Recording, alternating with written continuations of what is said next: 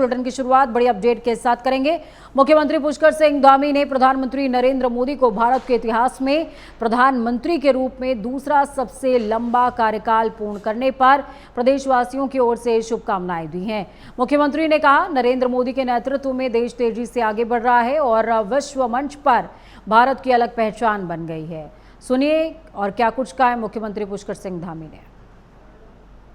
आजाद भारत के इतिहास में प्रधानमंत्री के रूप में दूसरा सबसे लंबा कार्यकाल पूरा करने वाले आदरणीय प्रधानमंत्री श्री नरेंद्र मोदी जी को, जो जन गण मन के नायक हैं, उनको मैं देवभूमि उत्तराखंड की जनता की ओर से बहुत बधाई देता हूं, शुभकामनाएं देता हूं। उनके नेतृत्व में आज देश तेज़ी से आगे बढ़ रहा है। विश्व के अंदर भारत की एक अलग पहचान विकसित हो रही है। अंत्योदय को सिद्धांत को लेकर अंतिम छोर में खड़े हुए व्यक्ति तक विकास की धारा पहुंचाने का काम हुआ है। मुख्यमंत्री पुष्कर सिंह धामी खटीमा दौरे पर रहे और इस दौरान उन्होंने झनकैया के भारामाल बाबा मंदिर में देवाधिदेव महादेव का जलाभिषेक किया और पूजा अर्चना करी और प्रदेशवासियों की सुख समृद्धि और राज्य की उन्नति की कामना करते नजर आए हैं। तो वहीं मुख्यमंत्री ने मंदिर परिसर में भंडारे में सेवा करते हुए श्रद्धालुओं को प्रसाद वितरित किया। साथ ही मां के नाम अभियान के तहत एक पौधा लगाकर प्रकृति और मातृत्व को नमन किया है। अगली अपडेट मसूरी से सामने आ रही है, जहां जिम कॉर्बेट की 150वीं जयंती के मौके पर इतिहासकार ने यादें ताज़ा की हैं। मसूरी से जिम कॉर्बेट का पारिवारिक नाता था,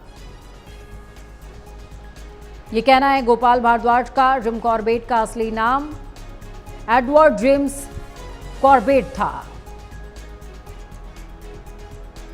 तो ऐतिहासिक यादें साझा कर रहे हैं गोपाल भारद्वाज। शिकारी ही नहीं, अच्छे फोटोग्राफर्स भी थे जिम कॉर्बेट में। कि ये तो बहुत ज़्यादातर लोग उनको सोचते हैं कि उन्होंने शेर चीतों का शिकार किया, लेकिन वो एक ट्रू ह्यूमन बींग्स के अंदर जो क्वालिटीज़ होनी चाहिए वो थी। और ये मसूरी का सौभाग्य है कि वो मसूरी में कुछ समय आए। वैसे उनके जो फादर थे विलियम कॉर्बेट जो थे, उनका यहाँ पे पोस्ट मास्टर के रूप में अपॉइंटमेंट हुआ था। मेरठ से वो यहाँ पर आए थे और उसके बाद फिर वो यहाँ पे जो मिलिट्री हॉस्पिटल था, जो सैनिटोरियम था, वहाँ पे भी जो उसमें ऑफिसर थे वो उनके फादर। और उनकी दूसरी जो सेकंड मैरिज जॉन से हुई है, वो लाल टिब्बे में जो हमारे मसूरी में सेंट पॉल्स चर्च है, वहाँ पे उनकी दूसरी शादी 1859 में हुई है। उससे पहले भी एक शादी हो चुकी थी और उनका जन्म मेरठ में हुआ था। मेरठ से वो मसूरी में as a postmaster posted हुए थे। और फिर उसके बाद 1859 में उनका ट्रांसफ़र नैनीताल हो गया था और उस ज़माने में 1 महीना मसूरी से उनको वहाँ नैनीताल जाने में लगा था। और 1875 में जिम कॉर्बेट का जन्म हुआ वहाँ पे नैनीताल में ही, काला ढूंगी में। और उसके बाद वो फिर 2 बहनें और 2 भाई थे, तो वहीं उनका ज़्यादातर जीवन बीता। उन्होंने बहुत ज़्यादा किताबें लिखी, आर्मी में भी गए, वो आर्मी में रहे, रेलवे में भी रहे। और he was a very good photographer also. बहुत अच्छी फ़ोटो खींचते थे, जो मेरे पास पूरी एक एल्बम है उनकी खींची हुई फ़ोटोग्राफ्स। और as a good human beings थे। लोग उनको सोचते, उन्होंने मैन ईटर थे, तो उन्होंने ऐसा कुछ नहीं था। वो साइकोलॉजी जानवर के जानते थे, वो एट रैंडम जानवर को नहीं मारा करते थे। बहुत लोग रिक्वेस्ट करते थे, 20-20, 25-25 किलोमीटर, 40-40 किलोमीटर उनको लेने आते थे डांडी में। उनको सीडन चेयर होती है, जो डांडी होती है, उसमें बिठाने के लिए। Man eater of Kumaon, man eater of Rudraprayag, man eater of Talladesh, ऐसी। विद्युत फॉल्ट, लाइन शिफ्टिंग और ट्रांसफार्मर सुधार जैसे जोखिम भरे कार्यों को अंजाम देते समय श्रमिकों की अकाल मृत्यु या अपंगता की घटनाएं लगातार सामने आ रही हैं। इसे लेकर जन संघर्ष मोर्चा अध्यक्ष और GMVN के पूर्व उपाध्यक्ष रघुनाथ सिंह नेगी ने प्रेस कॉन्फ्रेंस की और कहा, विभागीय लापरवाही, ठेकेदारों की उदासीनता और श्रमिकों की मजबूरी के चलते प्रदेश में कई श्रमिक अपनी जान गंवा चुके हैं, जबकि कई जीवन भर के लिए अपंग हो चुके हैं। सुनिए क्या कुछ कहा GMVN के पूर्व उपाध्यक्ष रघुनाथ सिंह नेगी ने।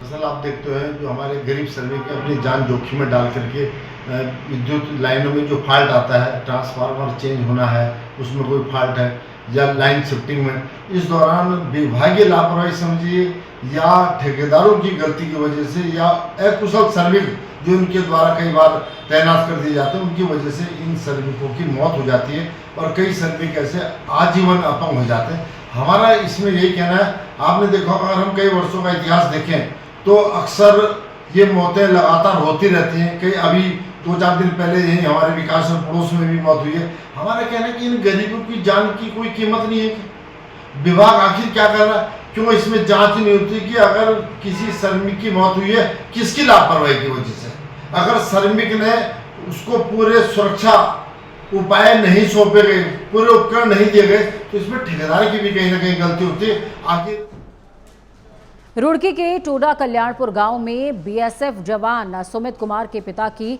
चाकू मारकर हत्या कर दी गई। घटना गुरुवार रात की बताई जा रही है, जब कुंवर पाल अचानक लापता हो गए। बाद में उनका शव गांव के मंदिर के पास झाड़ियों में मिला है। परिजनों ने गांव के ही ओमी नाम के व्यक्ति और उसके साथियों पर हत्या का आरोप लगाया है, तो वहीं आरोपी वारदात के बाद शव को फेंककर मौके से रफूचक्कर हुए हैं। पुलिस ने हत्या का मुकदमा दर्ज कर लिया है और फरार आरोपियों की तलाश की जा रही है। मौके पर पहुंची पुलिस ने शव को पोस्टमार्टम के लिए भेज दिया और मामले की जांच जारी है। ने ये बताया कि उसके पिता की किसी ने हत्या कर दी, तो पुलिस वहाँ पर पहुंची। मैं खुद भी था आधे घंटे बाद, करीब 10 बजे के आसपास।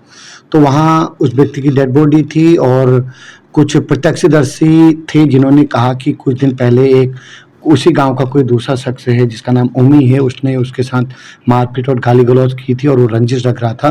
तो प्रथम दृष्टया यही हमें तथ्य मिले कि उसने ही उसका मर्डर किया। हमने एफएसएल टीम बुलाई, डॉग स्क्वाड से सर्चिंग भी चल रही है। एफआईआर नेम्ड दर्ज हो चुकी है, पंचायतनामा पोस्टमार्टम की कार्रवाई हो चुकी है। तो हमने मर्डर के मामले में अभियोग पंजीकृत करके आगे विवेचना प्रगतिमान है।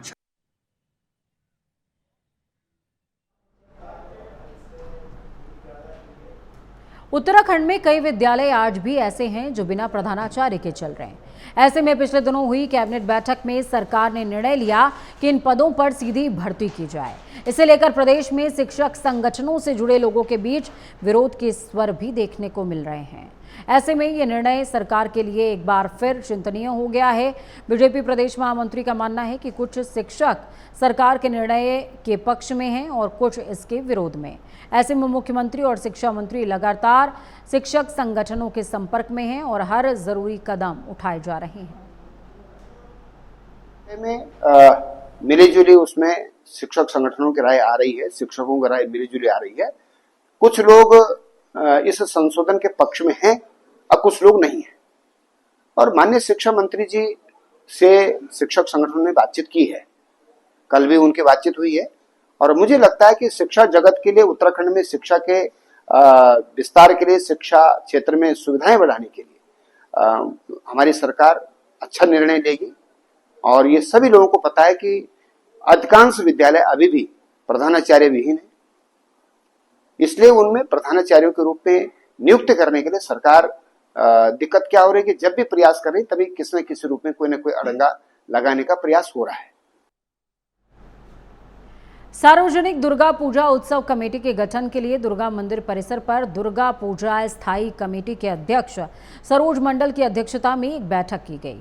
बैठक में सर्वसम्मति से रोहित मंडल को सार्वजनिक दुर्गा पूजा उत्सव कमेटी का अध्यक्ष नियुक्त किया गया है। इस दौरान महामंत्री और कोषाध्यक्ष पद के लिए दो लोगों के नाम आने से सार्वजनिक दुर्गा पूजा स्थायी कमेटी और संरक्षकों ने इन 2 नामों को अपने पास सुरक्षित रख लिया है। 3 अगस्त को कोषाध्यक्ष महामंत्री की घोषणा की जाएगी। नवनियुक्त अध्यक्ष रोहित मंडल ने कहा कि इस बार का दुर्गा पूजा कोलकाता के तर्ज पर भव्य रूप उसको दिया जाएगा। तो वहीं 5 दिवसीय दुर्गा पूजा में दिल्ली, कोलकाता, मुंबई के कलाकारों को आमंत्रित करते हुए कार्यक्रमों को भव्यतम बनाया जाएगा।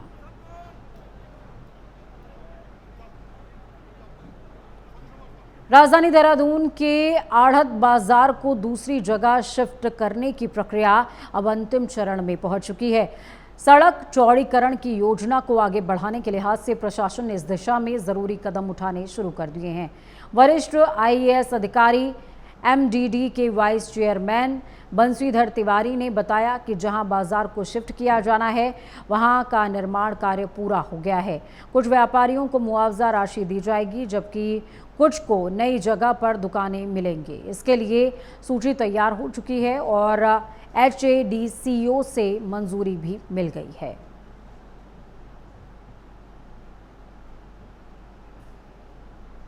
देखिए, आड़त बाज़ार जहाँ शिफ्ट किया जाना है उस पर हमने निर्माण कार्य जो होने थे कर दिए हैं और कुछ दुकानें ऐसी हैं जिनको केवल धनराशि के रूप में ही प्रतिकर उनको दिया जाना है। कुछ लोगों को जगह दी जानी, वो भी हमने सूची बना लिया है और हड़कों से उसका सैंक्शन भी हो गई है। तो हम उसका जो मुआवजा है, जो प्रतिकर है, उसका वितरण सुनिश्चित करेंगे और जहाँ पर शिफ्ट किया जाना है वहाँ पर भी प्लाट का डिमार्केशन काम चल रहा है, उसको भी आवंटन करके जगह उपलब्ध कराई जाएगी ताकि सभी लोग विस्थापित हों और जो रोड चौड़ीकरण है उसका काम शुरू किया जा सके। लगातार बैठकें की हैं और आपसी सहमति बना करके सबसे विकल्प लिए हैं। देहरादून में आयोजित 25वीं उत्तराखंड राज्य स्तरीय पावर लिफ्टिंग चैंपियनशिप में सब जूनियर वर्ग के 2 प्रतिभागियों में अंश एम्ब्रोन्स ने काफ़ी अच्छा प्रदर्शन किया है। 50.3 किलो भार वर्ग में प्रतियोगिता में एक में प्रथम और दूसरे में अंश ने तीसरा स्थान हासिल किया। अंश की इस उपलब्धि पर खेल जगत से जुड़े लोगों और उनके सहयोगियों ने बधाई दी। अंश ने अपनी जीत का श्रेय अपने कोच, परिजनों और भेल के सहयोगी स्टाफ को दिया है। उन्होंने कहा आगे उनका लक्ष्य राष्ट्रीय स्तर की प्रतियोगिताओं में उत्तराखंड का प्रतिनिधित्व करना है और पदक जीतना है।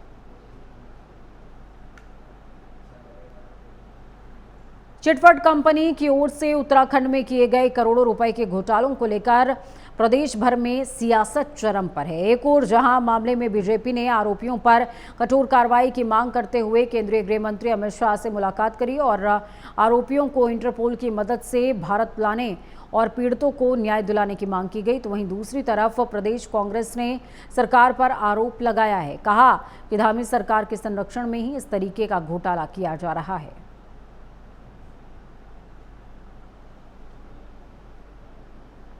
देखिए, चाहे कोई भी कितना बड़ा व्यक्ति हो, कितनी बड़ी कंपनी हो, अगर उसने कोई गलत काम किया, फर्जी काम किया है, तो उत्तराखंड में उसको किसी भी शर्त में बख्शा नहीं जाएगा। और आदरणीय मुख्यमंत्री के द्वारा जिस तरह से इसके सीबीआई जांच की सिफारिश की गई है, तो निश्चित रूप से उत्तराखंड राज्य में भ्रष्टाचारियों के लिए कोई जगह नहीं है और उनकी जगह सिर्फ और सिर्फ जेल होगी। ये हमारी सरकार की प्राथमिकता है और इसमें जो भी दोषी होगा इसको जल्द से जल्द सड़कों पर डाला जाएगा। फंड घोटाला इस राज्य का एक ऐसा घोटाला है जिसमें निश्चित तौर पे, क्योंकि सहकारिता से जुड़ा हुआ मामला है और सहकारिता के साथ साथ रजिस्ट्रार ऑफ सोसाइटीज उससे जुड़ा हुआ मामला है और राज्य सरकार के संरक्षण में इतना बड़ा घोटाला हो गया। सैकड़ों करोड़ का इस राज्य की जनता की गाड़ी कमाई का पैसा एक कंपनी लूट के चली गई। अब पूरे प्रदेश के अंदर उसके खिलाफ आंदोलन चल रहा था। मसूरी बीजेपी मंडल ने अमर शहीद श्री देव सुमन की पुण्यतिथि पर भावपूर्ण श्रद्धांजलि सभा का आयोजन किया। ये कार्यक्रम मसूरी के ऐतिहासिक और सांस्कृतिक धरोहर तिलक लाइब्रेरी प्रांगण में आयोजित किया गया था। कार्यक्रम की शुरुआत श्री देव सुमन के चित्र पर माल्यार्पण और पुष्पांजलि अर्पण के साथ हुई। बीजेपी मंडल अध्यक्ष रजत अग्रवाल ने कहा कि श्री देव सुमन का जीवन आज के युवाओं के लिए प्रेरणा स्रोत है। जिस तरह उन्होंने सच्चाई, अहिंसा और निडरता के पथ पर चलकर जनहित में संघर्ष किया, वो आज भी उतना ही प्रासंगिक है।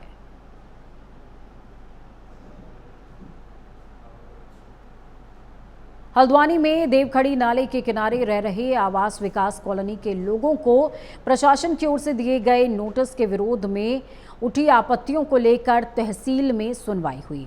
इस दौरान कई लोगों ने अपने आवंटन से जुड़े दस्तावेज प्रस्तुत किए, जिसमें यह स्पष्ट हुआ कि जिन जमीनों पर उनका आवास है वो आवास विकास परिषद की ओर से वैध रूप से आवंटित की गई हैं और नाले की जमीन पर नहीं आती हैं। सुनवाई के बाद प्रशासन ने 14 नोटिस निरस्त कर दिए, जबकि शेष मामलों पर दस्तावेजों के सत्यापन और चौहद्दी मिलान की प्रक्रिया जारी है। मौके पर मेयर गजराज बिष्ट ने कहा, मामले की गंभीरता को देखते हुए प्रशासन को सभी पहलुओं पर विचार करना ही चाहिए।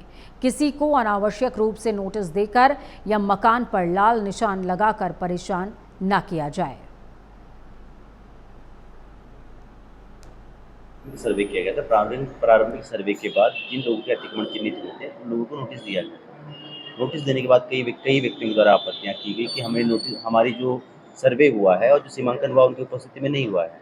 उसी क्रम में फिर चरणबद्ध तरीके से प्रक्रिया अपनाई गई थी, जिसमें कि पहले चरण में उनकी आपत्तियों के लिए हमने कैंप लगाए, विभिन्न स्थानों पर कैंप लगा के आपत्तियां प्राप्त की गई। प्राप्त आपत्तियों के क्रम में पुनः स्थलीय सर्वेक्षण किया गया, दोबारा रीसर्वे करवाया गया। उसके बाद उनकी आपत्तियों की सुनवाई प्रारंभ की गई। आपत्ति की सुनवाई के दौरान कई व्यक्तियों द्वारा अपने वैध अभिलेख दिखाए गए। कई व्यक्तियों के पुनः जब सर्वे किया गया तो उनका अतिक्रमण क्षेत्र से वो बाहर होना पाया गया। ऐसे सभी अतिक्रमण जो अतिक्रमण क्षेत्र से बाहर रीसर्वे में पाए गए उनके नोटिस समाप्त किए गए। इसके अलावा ऐसे व्यक्ति पहाड़ों की रानी मसूरी इन दिनों धार्मिक और सांस्कृतिक उल्लास से सराबोर नजर आ रही है। मसूरी से प्रसिद्ध राधा कृष्ण मंदिर सभागार में तीज महोत्सव को लेकर कार्यक्रम का आयोजन किया गया। कार्यक्रम की शुरुआत दीप प्रज्वलन के साथ हुई, जिसे बतौर मुख्य अतिथि बीजेपी नेता निर्मला जोशी और पालिका अध्यक्ष मीरा सकलानी ने संयुक्त रूप से किया है। मौके पर दोनों ने राज्य सरकार की महिला कल्याण नीतियों पर रोशनी डाली। देखिए, जैसा हम सभी को मालूम है कि तीज का त्यौहार पूरे मसूरी में भारतीय जनता पार्टी की ओर से बहुत धूमधाम से मनाया जा रहा है और तीज शिव पार्वती के मिलन का त्यौहार है। और उसी सिलसिले में आज जितनी भी महिलाएं यहाँ पे आई हैं, सभी महिलाएं पूरे साजो श्रृंगार के साथ यहाँ पे आई हैं और पूरे उत्साह के साथ विभिन्न कार्यक्रमों में अपनी भागीदारी निभा रही हैं। मैं आपके माध्यम से पूरे शहरवासियों को हरियाली तीज की, हरतालिका तीज की बहुत बहुत बधाई और शुभकामनाएं देती हूँ। हरियाली तीज सबसे पहले तो मैं मसूरी मंडल को बहुत बहुत बधाई देती हूँ। इतने अच्छे उन्होंने तीज का आयोजन किया है और बहुत भारी संख्या में महिलाएं यहाँ पर सज धज के आई हुई हैं और हम हर साल ऐसे ही तीज का प्रोग्राम मनाते हैं। इसके बाद हम रक्षाबंधन का त्यौहार मनाएंगे, तो हम लोग हर साल मिलजुल के ये त्यौहार मनाते हैं। यही कुछ मौके होते हैं जब हम साथ बैठते हैं, मिलजुल के अपना सुख दुख बांटते हैं। तो इसलिए मैं सभी को हरियाली तीज की बहुत बहुत बधाई दूँ। देहरादून के एक होटल में आयोजित मिस उत्तराखंड 2025 के ग्रैंड फिनाले में 39 प्रतिभागियों ने रैंप पर अपने स्टाइल और आत्मविश्वास का परिचय दिया। 3 राउंड की प्रतियोगिता में रैंप वॉक के साथ साथ सवाल जवाब से प्रतिभागियों को परखा गया। इस मुकाबले में स्मृति रावत ने विजेता का खिताब हासिल किया है और अब वो मिस एशियान टू इंडिया प्रतियोगिता में हिस्सा लेंगे। Third runner up Kristiya Chufal को भी इसी इंटरनेशनल इवेंट के लिए चुना गया है। मौके पर मिस उत्तराखंड स्मृति रावत से खास बातचीत की देहरादून से हमारे सहयोगी रजनीश दीक्षित ने।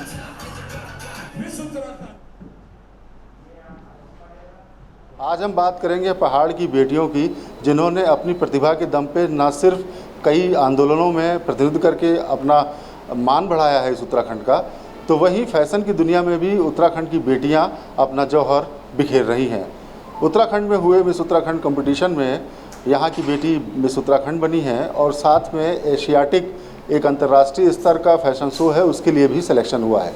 इन्हीं मुद्दे पर बातचीत करेंगे। हमारे साथ मौजूद हैं मिस उत्तराखंड, उनसे जानेंगे। बहुत बहुत स्वागत है आपका प्राइम न्यूज़ में। नमस्कार। और आपको बधाई हो प्राइम न्यूज़ की तरफ से। धन्यवाद। अच्छा श्रुति, ये बताइए, स्मृति, पहली प्रतिक्रिया जब आप मिस उत्तराखंड बनी तो कैसा लग रहा था? ये मोमेंट मेरे लिए बहुत ही ज़्यादा सौभाग्यशाली था। मैं बहुत ज़्यादा खुश थी कि मेरे माँ बाप वहाँ मौजूद थे और बहुत ज़्यादा खुश थे, उन्हें मेरे पे गर्व था। और अच्छा, आपको लगता था कि आप बनेंगी जब इस कंपटीशन में कंटेस्टेंट के रूप में आई थी? ये सब एक संजोग था। मैंने मिस उत्तराखंड का कभी सोचा भी नहीं था। मेरी दोस्त के द्वारा मुझे पता चला कि मिस उत्तराखंड हो रहा है, तो मैं ऑडिशन देने के लिए आई थी। फिर उसके बाद जैसे जैसे जर्नी ने मुझे आगे बढ़ाया, मैं आगे बढ़ती गई और ये अनएक्सपेक्टेड था मेरे लिए। अच्छा, दोहरी खुशी भी है एक और, जहां आपका सिलेक्शन मिस उत्तराखंड में हुआ तो वहीं पर एशियाटिक की जो इंटरनेशनल एक फैशन शो है उसके लिए भी सेलेक्ट हुई है, उस पर क्या कहेंगे? ये मेरा सौभाग्य है कि मुझे मिस एशियाटिक के लिए भी चुना गया और मैं बहुत खुश हूँ कि मुझे इतने बड़े प्लेटफॉर्म में आने का मौका मिला और मैं आगे भी बढ़ती रहूँगी हौसले के साथ। अच्छा स्मृति, आपका एम क्या है, क्या बनना चाहती हैं?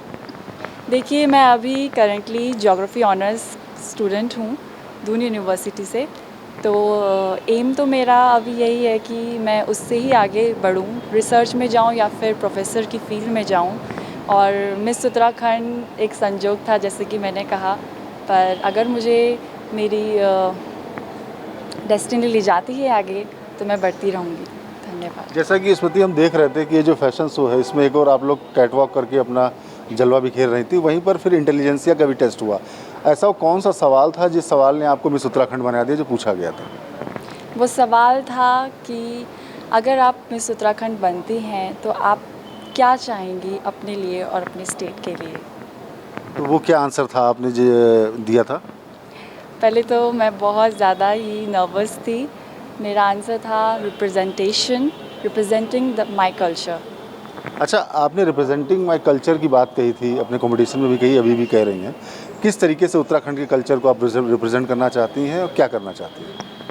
देखिए, मैं अपने कल्चर से बहुत ज़्यादा प्यार करती हूँ, मैं अपने रूट से बहुत ज़्यादा कनेक्टेड हूँ। मैं चाहूँगी अगर मुझे बड़े स्तर पे भी मौका मिले तो मैं गढ़वाली म्यूज़िक वीडियोज़ या गढ़वाली मूवीज़ से लोगों के जानकारी प्रेरित करना चाहूँगी। अच्छा, जनरली मॉडलिंग के इंडस्ट्री में आने के बाद हर कॉन्टेस्टेंट का एक सपना होता है कि बॉलीवुड, हॉलीवुड या फिल्म इंडस्ट्री में जाए। आपने भी कुछ ऐसा सपना देखा है? हाँ जी, मैंने सपने देखे हैं और अगर वो सपने की उड़ान मुझे ले जाती है तो मैं ज़रूर जाऊंगी। अच्छा, उत्तराखंड की उन बेटियों के लिए क्या मैसेज है जो ग्रामीण अंचलों में हैं और उनके अंदर भी टैलेंट है, वो भी चाहती हैं कुछ कर गुजरना फैशन की इंडस्ट्री की अगर हम बात करें तो उनको क्या मैसेज है? मेरा मैसेज उनके लिए यही है कि अपने ऊपर विश्वास करें, आगे बढ़े, पर सही जानकारी के साथ, क्योंकि आज के समय पे सही जानकारी होना बहुत ज़रूरी है। तो हताश और निराश नहीं होना चाहिए, तबीयत से एक जो पत्थर उछालने की कहावत है उस पर अमल करते रहना चाहिए। कैमरामैन प्रभात कुमार के साथ मैं रजनीश दीक्षित, प्राइम न्यूज़, देहरादून। अगली खबर देहरादून से, जहां पर उत्तराखंड पुलिस ने साइबर अपराधियों के खिलाफ देशव्यापी ऑपरेशन छेड़ दिया है। ऑपरेशन प्रहार के तहत 23 टीमों ने देश के 17 राज्यों में दबिश दी और 50 से ज्यादा साइबर ठगों पर कार्रवाई की गई। 30 से ज्यादा फरार अपराधियों के घरों पर नोटिस चिपकाए गए हैं। पुलिस उपाधीक्षक अंकुश मिश्रा ने कहा, उत्तराखंड पहले राज्य पुलिस है जिसने इतनी व्यापक स्तर पर कार्रवाई की है। डिजिटल अरेस्ट और फर्जी वीडियो कॉल से बुजुर्ग खासतौर पर निशाने पर रहते हैं। आपके दर्शक हैं उन सभी को नमस्कार। और आपने बहुत अहम सवाल किया जागरूकता हेतु, जिसमें हमने देखा था कि पिछले साल डिजिटल अरेस्ट के काफ़ी मामले, काफ़ी शिकायतें हमारे अभियोग में पंजीकृत हुए थे। उस क्रम में हमारे माननीय प्रधानमंत्री जी ने भी मन की बात में ये बात रखी थी कि आप डिजिटल अरेस्ट या इस टाइप से ऑनलाइन सर्वेलेंस के जो स्कैम है उससे आप लोग बचिए। एंड उसके बाद काफ़ी ज़्यादा गिरावट आई थी जिसमें इस प्रकार के मामले रुक गए थे। परंतु इस साल जो हमने देखा कि इनिशियली डिजिटल अरेस्ट के उतने मामले नहीं आए, परंतु पिछले एक महीने में हमने देखा कि दोबारा डिजिटल अरेस्ट की कुछ शिकायतें आने लगी हैं, जिनमें काफ़ी बड़ी बड़ी FIR हो रही हैं। और जैसे कि हमने 3-4 दिन में भी देखा कि जिसमें 1.5 करोड़ हो गए, 60 लाख हो गए, 25 लाख हो गए, 30 लाख हो गए, ऐसे लोगों ने डिजिटल अरेस्ट के स्कैम में देखा। और सबसे खास बात यह है जागरूकता हेतु कि इसमें जो एज ग्रुप है वो 60 ईयर्स प्लस है, कि सीनियर सिटीजन को डराया जा रहा है, धमकाया जा रहा है और पैसे लिए जा रहे हैं। और वो जो पैसे होते हैं वो अलग अलग शेल अकाउंट्स में, शेल कंपनियों में जाते हैं, म्यूल अकाउंट जिन्हें हम नॉर्मली कहते हैं। और उसके बाद उन पैसों को अलग अलग खातों में ट्रांसफ़र करने के बाद उनको यहाँ से निकाल लिया जाता है।